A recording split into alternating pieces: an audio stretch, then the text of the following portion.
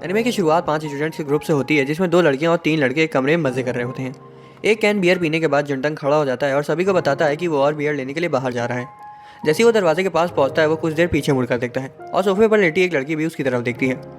असल में उस वक्त उसे लग रहा था कि वो उसके साथ चलने को बोलेगी। हालांकि जब वो आगे बढ़ जाता है तो उसे पीछे से एक लड़की की आवाज़ आती है और पीछे मुड़ने पर उसे वही लड़की वहाँ मिलती है। वो उसे बताती है कि उसे आइसक्रीम लेनी थी, इसलिए वो भी बाहर आ गई। इस लड़की का नाम ली शिया है और ये जंटंग से 1 साल बड़ी है।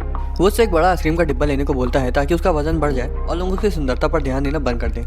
वो हंसती है और उसे चिढ़ाते हुए बोलती है कि वो एक नॉटी बॉय है। जंटंग की मन की बात से हमें पता चलता है कि वो शिया को बहुत पसंद करता है, लेकिन उसने अभी तक उसे बताया नहीं है। वो दोनों एक दूसरे का हाथ थाम लेते हैं और दुकान से आगे बढ़ जाते हैं। शिया अचानक से उसे किनारे ले जाती है और दीवार की तरफ करते हुए उसे किस कर देती है। बाद में जंटंग को कहानी बताता है जब वो उसे पहली बार मिला था। जंटंग को बस में बैठे हुए दिखाया जाता है जो छुट्टियों के बाद स्कूल वापस जा रहा था। तभी उसे जू का मैसेज आता है जिसे वो हाई स्कूल में पसंद करता था। वो उसके साथ घूमना चाहती थी और जंटंग भी उसे तुरंत हाँ बोल देता है। वो फैसला करता है कि उसे जू से मिलने से पहले अपने कपड़े बदल लेने चाहिए, इसलिए वो बस स्टॉप पर उतर जाता है और घर चला जाता है। उसे दरवाजे के बाहर एक बहुत खूबसूरत लड़की मिलती है जो लाइटर को बार बार जला बुझा रही थी। उसे लगता है कि वो शायद किसी का इंतजार कर रही होगी या फिर दिमाग से पैदल होगी। कपड़े बदल कर बाहर आने के बाद उसे फिर वही लड़की दरवाजे पर खड़ी मिलती है। उसे उसका चेहरा थोड़ा पहचाना पहचाना सा लग रहा था, इसलिए वो उससे पूछता है कि क्या वो उसे पहले कभी मिला है, लेकिन वो उसे इग्नोर कर देती है। जंटंग जाने लगता है, लेकिन अचानक से रुक जाता है क्योंकि उसे याद आ गया था कि वो लड़की ड्रीम स्वीट की सेलिब्रिटी शिया है, जिसे उसका दोस्त गुजू हद से ज़्यादा पसंद करता है। वो पीछे मुड़ता है और पूछता है कि क्या वो शिया है, जिसे सुनते ही वो उसकी तरफ खतरनाक तरीके से बढ़ने लगती है और हाथ में लाइटर पकड़कर अचानक से उसकी ओर दौड़ने लगती है। एक पल के लिए तो लगा था कि उसने लाइटर जंटंग के सिर के आर पार कर दिया है, लेकिन ऐन वक्त पर लड़की ने लाइटर बंद कर दिया था। जंटंग घबरा जाता है और लड़खड़ाते हुए पीछे हट जाता है। शिया देखकर उस पर हंसने लगती है, ये बोलते हुए कि वो बहुत स्लो है। जंटंग उसके लिए पुलिस बुलाने की धमकी देता है, लेकिन उल्टा वो उस पर उसका पीछा करने का इल्जाम लगाकर अंदर करवाने की धमकी देने लगती है।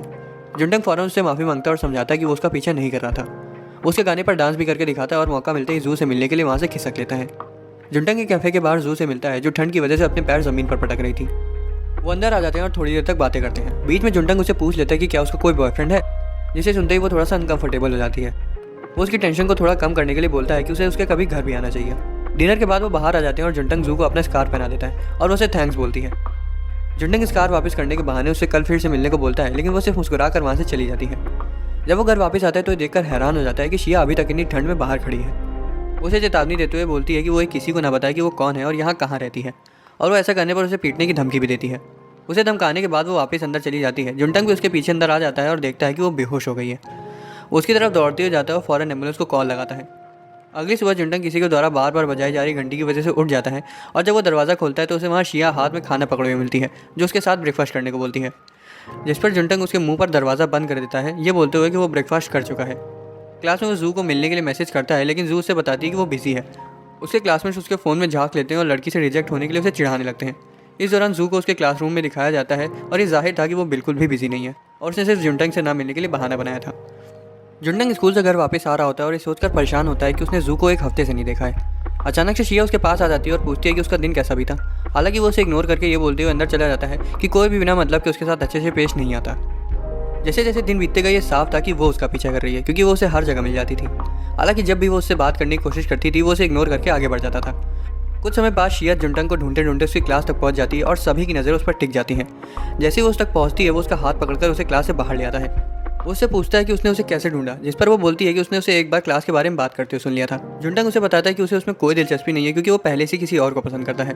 वो हंसने लगती है और बोलती है कि वो भी उस चीज़ की वजह से उसका पीछा नहीं कर रही है और उसे बस एक दोस्त चाहिए था, क्योंकि वो अकेली है, उसका कोई दोस्त नहीं है।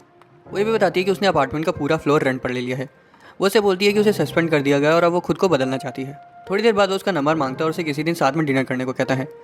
घर वापस जाते वक्त वो उससे पूछता है कि क्या वो उसे दीदी बुला सकता है, जिस पर वो बोलती है कि उसे उतना फॉर्मल होने की कोई ज़रूरत नहीं है। लेकिन जब वो उसका नाम शिया कहकर पुकारता है तो वो फौरन मुड़कर उसके होठों पर अपनी उंगली रख देती है। वो शर्मा जाते हैं और जैसे ही वो वहाँ से जाने लगते हैं तो आसपास के लोग उसकी सुंदरता की तारीफ करते हैं। उससे रात में खाना खाने के लिए पूछती है, लेकिन वो ये बोलते हुए मना कर देता है कि उसे शाम को फ्रेशर्स पार्टी में जाना है। वो बाद में जंटंग को बताती है कि अगर आगे चलकर उनकी नज़दीकियाँ बढ़ गई तो उसे ये उम्मीद है कि वो उसके प्यार में नहीं पड़ेगा और ना ही वो उसके प्यार में गिरेगी। पार्टी में जंटंग को बियर पीने को कहा जाता है, लेकिन वो मना कर देता है।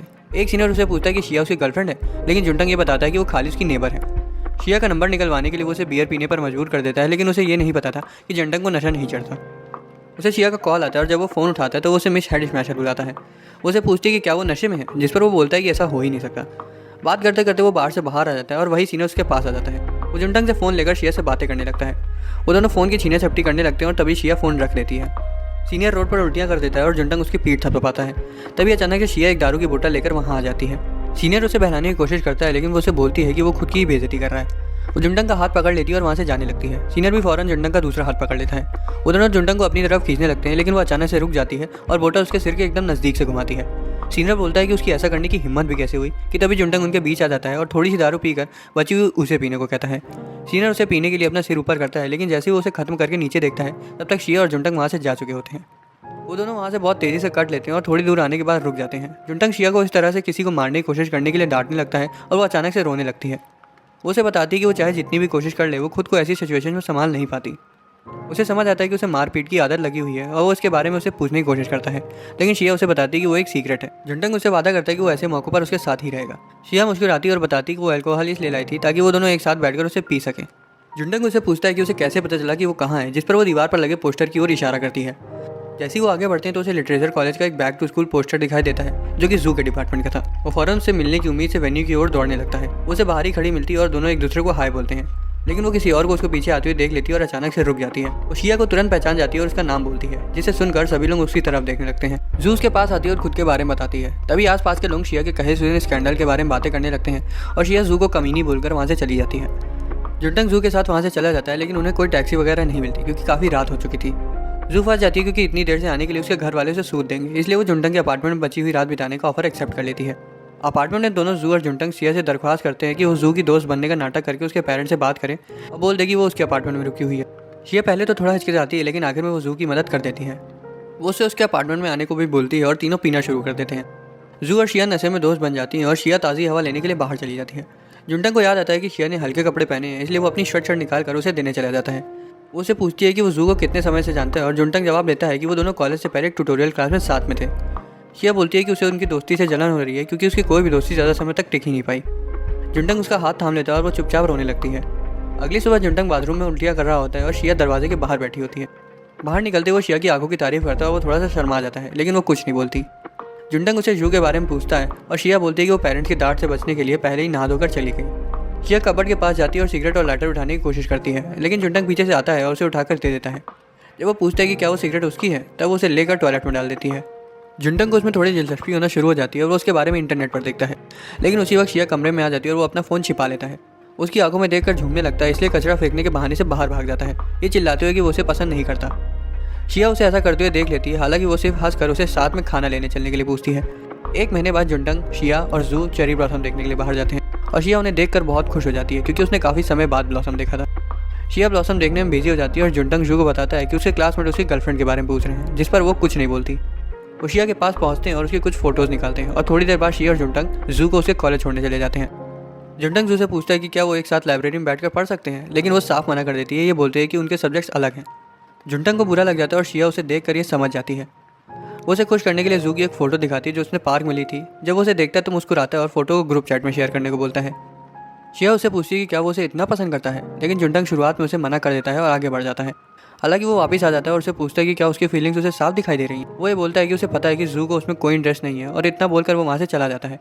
बाद में जू जुंटंग का स्कार्फ वापस करती है और उसकी एक क्लासमेट ये खुलासा करती है कि वो स्कार्फ काफ़ी दिनों से ऐसे ही पड़ा हुआ था। हालांकि जू बाल को पलट देती है और उसे वहाँ से ले जाती है। समय के साथ जू जुंटंग के साथ घूमने के लिए मना करती रही और तभी हाँ बोलती जब वो अपने साथ शिया को लेकर आता। जुंटंग शिया को बताता है कि जू उसका पहला प्यार है, हालांकि वो उसे उस तरह पसंद नहीं करती। बाद में जुंटंग का दोस्त यून्स उसे एक गेट टुगेदर में इन्वाइट करता है जिसमें 3 लड़के और 3 लड़कियां रहेंगी। शिया उसके कमरे में घुस जाती है और उसका हुलिया सही करती है। वो उसे बताती है कि वो ऐसा इसलिए कर रही है क्योंकि वो चाहती है कि वो वहाँ पर सबसे अच्छा लगे और वो ये भी देखना चाहती है कि वो कितना हैंडसम दिख सकता है। शिया चिढ़ाते हुए उसे वहाँ किसी लड़की को अपनी गर्लफ्रेंड बनाने से मना कर देती है क्योंकि उसके बाद वो साथ में घूम नहीं पाएंगे। जब वो वादा करता है कि वो नहीं बदलेगा, तब वो उसे चिढ़ाते हुए बोलती है कि दोस्त एक दूसरे का हाथ नहीं थामते। खैर, जुंटंग पार्टी में थोड़ा सा लेट हो जाता है और उनमें से ये ऑरेंज बाल वाली लड़की को पहली नज़र में ही जुंटंग पसंद आ जाता है। बाकी तो लड़कियां उसके होठों पर मज़े मज़े में लिपस्टिक लगा देती हैं और मुझे ये नहीं समझ में आ रहा है कि लड़कियों को ऐसे ही लड़के क्यों पसंद आते हैं। जब वो खुद को देखता है तो उसे याद आता है कि ये उसी रंग की लिपस्टिक है जिसे शिया इस्तेमाल करती है। वो लोग जुंटंग को गाना गाने के लिए मजबूर करते हैं और ऑरेंज बाल वाली लड़की ये सोचती है कि उसे जुंटंग पर ट्राई करना चाहिए या नहीं।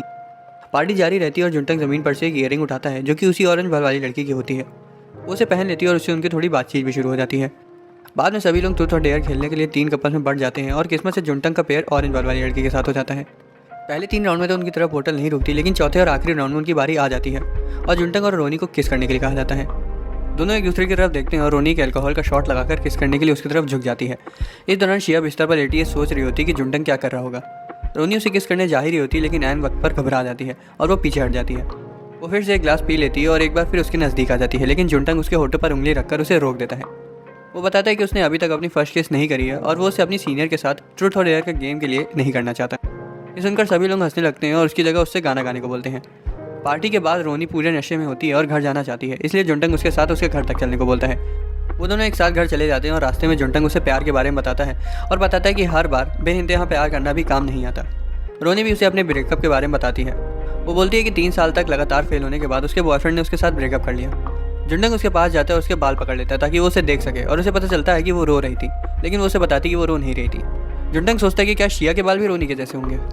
उसको घर छोड़ने के बाद वो अपने घर जाने लगता है और रास्ते में वो शिया को मैसेज करने के बारे में सोचता है, लेकिन वो अपना मन बदल लेता है और उसे एक वॉइस नोट भेज देता है। हालांकि सेंड का बटन दबाने से पहले ही उसका फ़ोन स्विच ऑफ हो जाता है।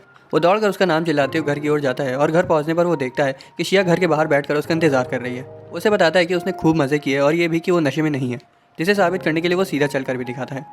वो उसे बताती है कि वो दिन भर घर के अंदर थी। वो थोड़ी देर तक बातें करते हैं और हंसते हैं, लेकिन जब शिया को पता चलता है कि उसने वहाँ ट्रूथ और डेयर का गेम खेला था तो उसे जलन होने लगती है। उसे समझाने की कोशिश करता है कि जैसा वो सोच रही है वैसा कुछ भी नहीं हुआ कि तभी शिया उसके चेहरे को पकड़कर उसे किस कर देती है। वो पीछे हटने जा ही रही होती है कि तभी जुंटंग उसे कस कर पकड़ लेता है। मुझे इतना सिंगल महसूस कराने के बाद शिया उठकर अपने कमरे में चली जाती है और जुंटंग से भी अंदर आने के लिए पूछती है, लेकिन वो उसे बताता है कि वो बाद में आएगा। वो सुबह उठता है और उसे यकीन नहीं हो पा रहा था कि उसने अपनी पहली केस शिया के साथ की है। जुंटंग अपना ध्यान भटकाने के लिए लाइब्रेरी जाने का फैसला करता है और उसे शिया की खिड़की पर एक पोस्टर दिखाई देता है, जिसे देखकर उसे समझ आता है कि शिया एक कमरा किराए पर दे रही है। स्कूल में भी उसका ध्यान पढ़ाई पर नहीं लग पा रहा था क्योंकि बार बार उसका ध्यान पिछली रात शिया के साथ हुई उस किस पर चला जा रहा था। घर वापस आने के बाद वो शिया से उस पोस्टर के बारे में पूछता है और वो ये भी बोलता है कि उसे उस किस के बारे में बात करनी है, इसलिए शिया उसे अंदर आने देती है। शिया उस किस के बारे में सीधा मुंह बात करती है, जिसे सुनकर वो तुरंत शर्मा कर नीचे गिर जाता है और वो ये जानकर शॉक हो जाती है कि वो जुंटंग की पहली किस थी। वो बैठते हैं और शिया उसे बताती है कि वो एक कमरा किराए पर दे रही है ताकि उसे कोई साथ में रहने के लिए मिल जाए। उसे पूछता है कि क्या वो एग्जाम के बाद जू के साथ बाहर जा सकते हैं, जिस पर वो हाँ बोल देती है। वो उसे पूछती है कि क्या वो उसका हाथ पकड़ सकती है, जिस पर वो भी हाँ बोल देता है और उसका हाथ थामकर उसके कंधे पर अपना सिर रख लेती है। दिन बीतते गए और जब भी जुंटंग शिया के साथ उस किस के बारे में सोचता तब वो लड़खड़ा जाता। वो स्कूल में जू से मिलता और वो आखिर में साथ घर जाते हैं। जुंटंग उसे बोलता है कि उन्हें वीकेंड में कहीं जाना चाहिए और जू उसे उसके साथ लाइब्रेरी चलने को बोलती है। वो लाइब्रेरी चले तो जाते हैं, लेकिन उनकी सीटें एक दूसरे से काफ़ी दूर होती है। जब वो लाइन में अपने नंबर आने का इंतजार कर रहे थे तभी जू का एक दोस्त वहाँ आ जाता है और वो थोड़ी देर तक उनसे बातें करता है।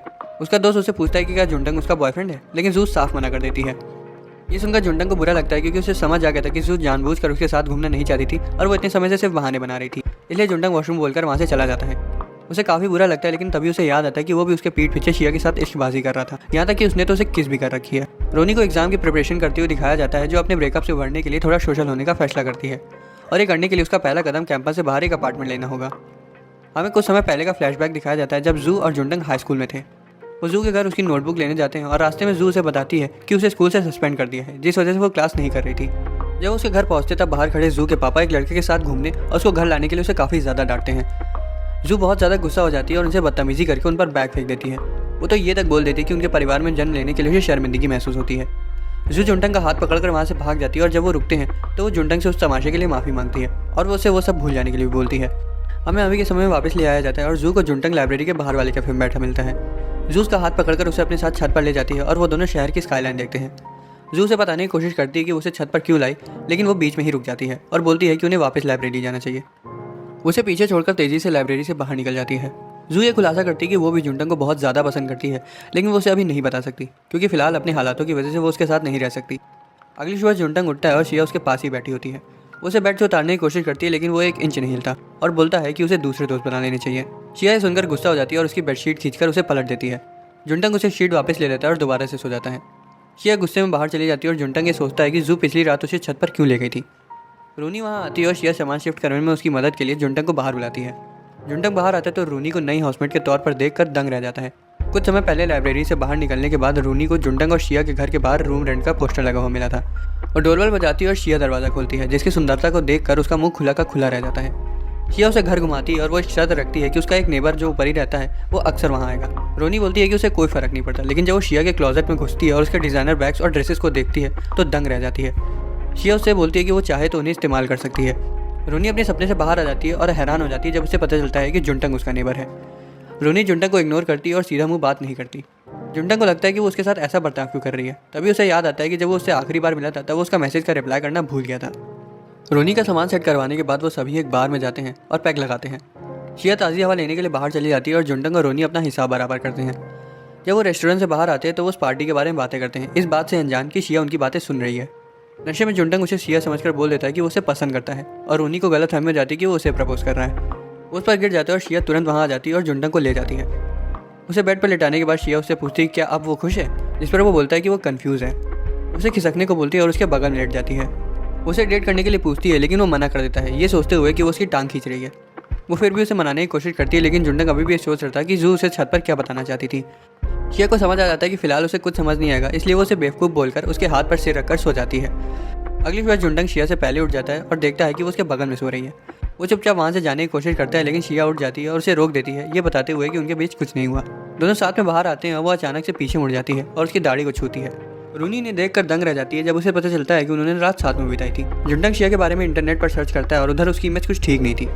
वो अपने दोस्त गोजू से बात करता है और उससे पूछता है कि क्या अभी भी वो लिशिया का फ़ैन है, और उसे ये भी बताता है कि वो उसकी फ्रेंड है और वो साथ घूमते हैं। गोजू उस पर विश्वास नहीं करता और बोलता है कि अब वो लिशिया का फ़ैन नहीं है और फ़ोन काट देता है। जुंटंग ये फैसला करता है कि अब वो उसके बारे में और तहकीकात नहीं करेगा। गोजू उसके घर आ जाता है लेकिन सिर्फ इसलिए क्योंकि उसकी मम्मी ने उसके लिए खाना भिजवाया था। जुंटंग उसे दरवाजे पर मिलता है और उसे चिंता होती है कि कहीं उसका और शिया का आमना सामना न हो जाए।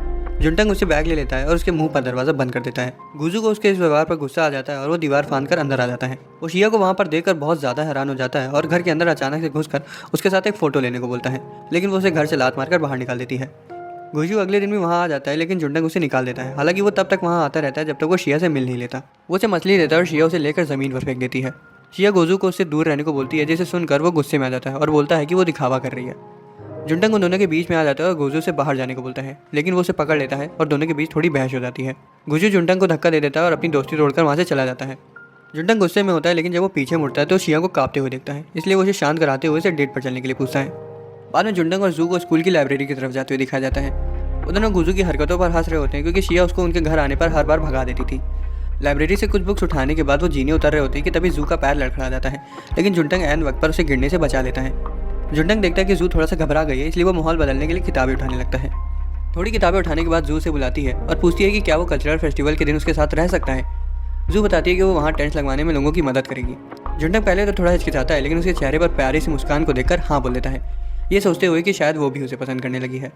घर में जुंटंग और शिया कल्चरल फेस्टिवल के बारे में बात कर रहे होते हैं कि तभी शिया उससे पूछती है कि क्या वो उस दिन फ्री है। जुंटंग उसे जू के साथ के अपने प्लान्स के बारे में बताता है, लेकिन वो उसका हाथ पकड़कर उसे अपने साथ रहने के लिए रिझाने लगती है और अब ये मेरे से देखा नहीं जा पा रहा है। कल्चरल फेस्ट का पहला दिन आ जाता है और जुंटंग साफ तौर पर शर्मीला दिखाई दे रहा था क्योंकि शिया वहाँ सबका ध्यान अपनी ओर खींचते हुए सबसे अलग और सबसे सुंदर बनकर उसके साथ घूमने के लिए आई थी।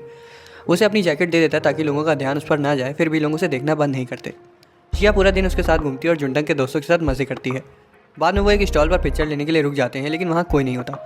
थोड़ी देर रुकने के बाद भी वहाँ कोई नहीं आता, इसलिए शिया वॉशरूम चली जाती है। थोड़ी देर बाद चिकन हेड पहने एक लड़की वहाँ आ जाती है और वहाँ पर मौजूद ना होने के लिए माफ़ी मांगती है। जब वो ऊपर उठती है तो पता चलता है कि वो और कोई नहीं बल्कि रोनी है। उससे वहाँ मिलकर खुश हो जाती है लेकिन तभी शिया बाहर आकर उसका हाथ पकड़ लेती है और बोलती है कि अब उन्हें वहाँ से चलना चाहिए। रोनी को बुरा लगता है क्योंकि उसे लगने लगा था कि जुंटंग सच में उसे पसंद करता है। घर वापस जाते वक्त शिया उससे पूछती है कि क्या उसे उसके साथ घूमने में मज़ा आया, जिस पर जुंटंग बोलता है कि हाँ उसे काफ़ी अच्छा लगा। जुंटंग को थोड़ा बुरा भी लगता है क्योंकि उसे समझ आ गया था कि वो जू को लेकर अपनी फीलिंग्स को खोता जा रहा है। उसे इस बात का भी पछतावा होता है कि उसे उस दिन छत पर कुछ बोल देना चाहिए था, भले ही जू उसे बताने में हिचकिचा रही थी। हालांकि वो ये फैसला करता है कि वो इस बार शिया को लेकर अपनी फीलिंग्स को और नहीं रोकेगा। जुंटंग एक जोक मारता है जिस पर शिया बहुत तेज़ी से हंसती है, लेकिन उन्हें ये नहीं पता होता कि जू दूर से उन्हें देख रही है। वो याद करती है कि कैसे उसने जुंटंग को मैसेज किया था और उसने बहाना बनाकर उसे मना कर दिया था। उसे बहुत दुख के साथ ये समझ आ गया था कि जुंटंग की फीलिंग्स अब उसके लिए बदल चुकी हैं। कैंपस में साथ घूमते हुए जू की जलन से अनजान उन्हें कई सारे लोग एक कॉन्सर्ट में एंजॉय करते हुए मिलते हैं। शिया पूछती है कि क्या वो शो देखने चले और जुंटंग सोचता है कि शायद वो अपने शोज़ को मिस कर रही है। शो की होस्ट वहाँ आती है और बोलती है कि 5 लोगों को स्टेज पर डांस करके या गाना गा के अपने क्रश को प्रपोज करने का मौका मिलेगा। वो लोगों से वहाँ आने को बोलती है और शिया भीड़ से आगे निकल कर आती है और जुंटंग उसे रोकने की कोशिश करता है, लेकिन भीड़ की वजह से वो आगे नहीं जा पा रहा था। शिया अपना इंट्रोडक्शन देती है और भीड़ पगलाने लगती है जब उन्हें पता चलता है कि वो स्वीट ड्रीम की सबसे फेमस मेंबर ली शिया है। शिया होस्ट से बोलती है कि वो गाना गाएगी और जुंटंग सोचता है कि कहीं शिया किसी और से तो प्यार नहीं करती है। शिया ऐन वक्त में घबरा जाती है और इतनी देर तक शांत होने की वजह से होस्ट उसे उतरवाने जा रही होती है कि तभी जू वहाँ उसे बचाने आ जाती है और पूछती है कि क्या वो शिया से पहले गाना गा सकती है। जू ऑडियंस से बोलती है कि वो अपने क्रश के लिए गाना गाएगी, हालांकि वो उसका नाम नहीं बता सकती क्योंकि अभी तक उसे कोई अंदाज़ा नहीं है। जबकि वो एकदम बेसुरा गाती है, फिर भी ऑडियंस उसका मजाक नहीं उड़ाती और उसे बढ़ावा देती है और शिया स्टेज से उतर जाती है। जुंटंग सोचता है कि जू किससे प्यार करती है और क्या वो उसे पसंद भी करती है। हालांकि जैसे ही वो शिया को रोते हुए देखता है तो वो जू को पूरी तरह से भूल जाता है। कुछ दिनों बाद जू को चिंता होती है क्योंकि शिया उस रात के बाद से कई दिनों से कमरे से बाहर नहीं निकली थी। वो बार बार खटखटाता है और जवाब ना मिलने पर वहाँ से जाने लगता है कि तभी वो उसे अंदर खींच लेती है। शिया उसे दरवाजे पर ही रोक लेती है और वो एक दूसरे की आंखों में देखने लगते हैं। जुंटंग खुद पर काबू नहीं कर पाता और शिया को किस कर देता है और तभी उसे समझ आ जाता है कि वो उसके प्यार में गिर चुका है। अगर किसी को ड्यूरेबल रस्सी और पंखे की दुकान के बारे में पता हो तो वो कमेंट्स में बता सकता है। जुंटंग दोबारा से उसे किस करता है और बिस्तर पर बैठा देता है। हालांकि जुंटंग खुद को रोक लेता है, ये सोचते हुए कि शायद उसी के दिमाग में मस्ती चढ़ी है। लेकिन वो दोबारा से शिया के साथ के अपने सभी एक्सपीरियंसेस के बारे में याद करता है और सोचता है कि शायद शिया भी इंटरेस्टेड है।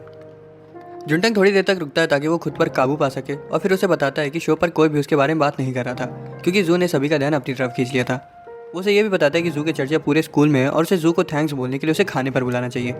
हालांकि जलन की वजह से वो बोलती है कि उसने जू की मदद नहीं मांगी थी और उसकी आवाज़ बिल्कुल बकवास थी। यही नहीं, वहाँ की सभी परफॉर्मेंस एकदम बेकार थी और वो उनसे ज़्यादा अच्छा कर सकती थी। वो ये सब सुनकर गुस्से में वहाँ से चला जाता है। हालांकि जैसे ही वो रूम से बाहर आता है तो रोनी वहाँ खड़ी होती है। उससे बोलती है कि उसी की वजह से शिया इतने समय से कमरे से बाहर नहीं आ रही थी, लेकिन वो उसे इग्नोर करके आगे बढ़ जाता है। उस रात वो कल्चरल फेस्ट में अपना हाथ बटाने के लिए जू के साथ मिलकर काम करता है। वो उसे पूछने की कोशिश करता है कि वो गाना उसने किसके लिए गाया था कि तभी अचानक से जू एक गाड़ी से लगभग टकराने वाली होती है, लेकिन जुंटंग एक बार फिर उसे बचा लेता है। जू ऐसा दिखाती है कि उसने उसकी बात सुनी ही नहीं और वो उसे बाय बोलकर वहाँ से चली जाती है। जुंटंग देर में घर आता है और शिया उससे सुबह के लिए माफ़ी मांगती है। वो उससे पूछती है कि वो उस पर ध्यान क्यों नहीं दे रहा था, जिसका जवाब देते हुए वो उसे याद दिलाता है कि उसने ही बोला था कि वो सिर्फ दोस्त हैं और दोस्त एक दूसरे का हाथ नहीं पकड़ते। जुंटंग होमवर्क करने के बहाने से अंदर जाने लगता है, लेकिन शिया उससे पूछती है कि क्या उसका होमवर्क उससे ज़्यादा ज़रूरी है और जुंटंग बोलता है कि हाँ वो ज़्यादा ज़रूरी है। ये सुनकर उसे दुख होता है और वो उसे पीछे से हक कर लेती है और वो बोलती है कि वो भी देखेगी कि जुंटंग कब तक उसे नाराज़ रहता है। जुंटंग उससे पूछता है कि जितना भी समय उन्होंने साथ बिताया क्या उसका कुछ भी मतलब है या वो उसके साथ खेल रही थी। वो उसे झूठी उम्मीद देना बंद करने को बोलता है और बताता है कि वो इन सबसे तंग आ चुका है क्योंकि उस रात जू ने भी उसके साथ ऐसा ही किया था। शिया उसे छोड़ देती है और जुंटंग अंदर चला जाता है। हालांकि जैसे ही वो अंदर जाता है तो जू को वहाँ देखकर दंग रह जाता है। वो बताती है कि शिया ने उसे खाने पर बुलाया था। जुंटंग शिया से पूछता है कि उसने जू को वहाँ क्यों बुलाया, जिस पर वो बोलती है कि उसे जू से पूछना था कि जो लड़का उसे पहले पसंद करता था अब ऐसा क्यों है कि वो उसमें कोई दिलचस्पी नहीं दिखा रहा है। जुंटंग डर जाता है क्योंकि इस वजह से शायद जू के साथ उसका रिश्ता खराब हो जाएगा और शिया इस मौके का फ़ायदा उठाने की कोशिश करते हुए जुंटंग का हाथ पकड़ लेती है, लेकिन वो तुरंत अपना हाथ छुटा लेता है। अगले दिन जुंटंग की खबर सुनकर हैरान हो जाता है कि स्वीट ड्रीम की फॉर्मर मेंबर शिया उनके कॉलेज में है। जुंटंग गोजू को उससे मिलने के लिए बेताब होता हुआ देखता है और फौरन शिया का हाथ पकड़कर उसे वहाँ से बाहर ले जाता है। वो थोड़ी दूर जाकर रुकते हैं और जुंटंग शिया से पूछता है कि वो उसके कॉलेज में क्या कर रही है। शिया बताती है कि उसने उसके साथ घूमने के लिए मना कर दिया था क्योंकि वो कॉलेज के कामों में बिजी था, इसलिए वो उससे मिलने के लिए उसके कॉलेज ही आ गई। शिया उसे साथ में ड्रिंक्स पीने के लिए बोलती है और वो उसे घर में मिलने के लिए बोलकर स्टोर में ड्रिंक लेने चला जाता है। वहाँ उसे रोनी मिलती है जो इस बात को लेकर नाराज़ होती है कि जुंटंग ने उससे प्रपोज किया था लेकिन इस बात शिया के साथ कर रहा है। रोनी बोलती है कि अगर उसे उसके साथ रहना है तो उसे शिया को इग्नोर करना होगा, जिस पर वो बोलता है कि वो पहले से ही ऐसा करना चाहता था लेकिन उसकी मासूम हरकतों को देखकर हर बार उसका दिल पिघल जाता है। रोनी और जुंटंग एक साथ घर जाते हैं और रास्ते में उन्हें एक आदमी छिपकर शिया की तस्वीरें लेते हुए मिलता है। शिया जुंटंग से पूछती है क्या उसने उसका चेहरा देखा था, लेकिन जुंटंग बताता है कि वो नहीं देख पाया। वो लोग घर चले जाते हैं लेकिन मौसम खराब होने की वजह से कई दिनों तक बाहर नहीं निकल पाते। जुंटंग देखता है कि शिया और रोनी काफ़ी अजीब बर्ताव कर रहे हैं, इसलिए वो बैक यार्ड में एक बारबेक्यू पार्टी अरेंज कराता है। वो जू और अपने दोस्त गोजू और यांस को भी बुलाता है।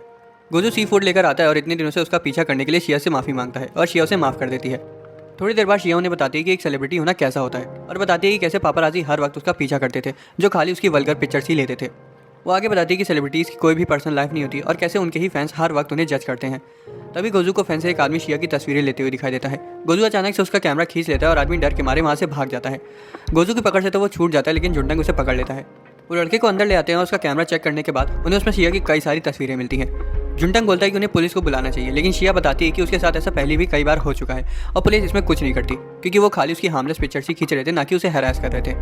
जुंटंग पूछता है कि उन्हें उसके साथ क्या करना चाहिए, जिस पर वो उसे इस कांच की बोतल से सबक सिखाने को कहती है। जुंटंग थोड़ा हिचक जाता है लेकिन गोजू उसे सबक सिखाने का फैसला करता है। जुंटंग उसे रोक लेता है और शिया रोते हुए वहाँ से चली जाती है। जुंटंग गोजू और यान से पूछता है कि अब उसका क्या करना चाहिए कि तभी अचानक से जू बोतल लेकर लड़के के सिर पर फोड़ देती है और उसे धमकाने लगती है। गोजू से बोलता है कि उसने बहुत सही किया, लेकिन जुंटंग और यांस उसका खौफनाक रूप देखकर डर जाते हैं। जू को ऐसा करते हुए देखकर जुंटंग को वो समय याद आ जाता है जब वो हाई स्कूल में अपने ओवर कंट्रोलिंग फादर को छोड़कर भाग गई थी। उसे याद आता है कि जू को इतना गुस्सा तभी आता है जब उसके अंदर काफ़ी समय से किसी चीज़ को लेकर घुटन भरी होती है और सोचता है कि इस बार जू में किस बात का गुस्सा भरा होगा। यांस उसे बताता है कि वो पुलिस को इसमें इन्वॉल्व नहीं कर सकते क्योंकि उन पर भी लड़के को घेर कर मारने का मुकदमा लग सकता है। हालांकि गोजू एक प्लान बना लेता है जिससे वो लड़के को अपना मुंह बंद रखने पर मजबूर कर सकते हैं।